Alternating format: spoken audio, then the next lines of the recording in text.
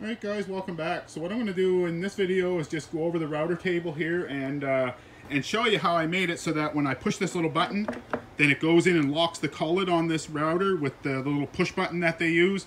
And then I'm able to change the bit from the top. So all I do is push my router right to the top and lock it, and then I push this little button and then just put a wrench on right here and I can loosen that nut from the top. So I'm going to take this router bit out because I'm going to flip this thing over to show you how I set it up.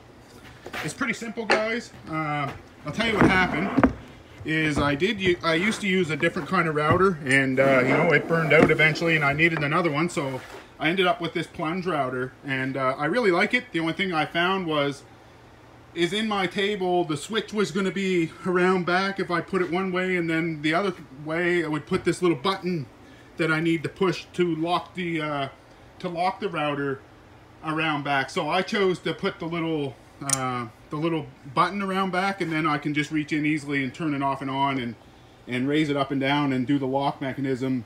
It's not too bad to do from below. So anyway, what I did is all this thing is just a simple, you know, just a couple of blocks. I just found some scrap wood around.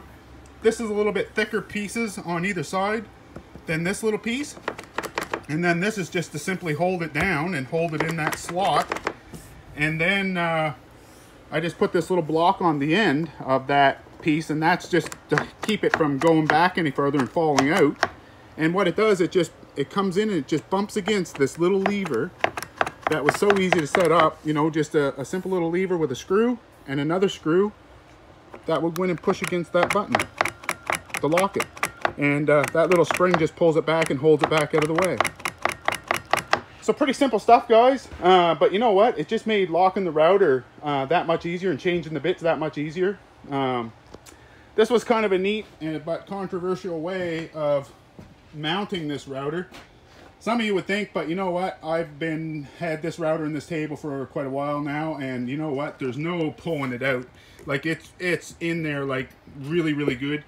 I just put the router where I wanted it, traced around it really good, and then I used the router to plunge out this area about probably 3/4 of an inch thick, I bet, deep, and you know, set this router in place. It's a super snug fit to begin with, and then I just drove a few screws around the edge of it just to pressure fit it in place.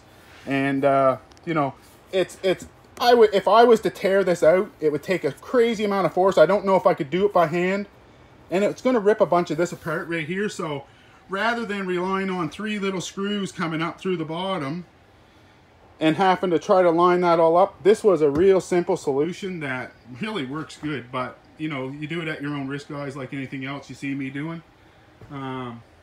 So in the next video, what I'm going to do is we are going to take this little puppy apart again and go over this thing and just kind of brainstorm on it and show you guys how it is made.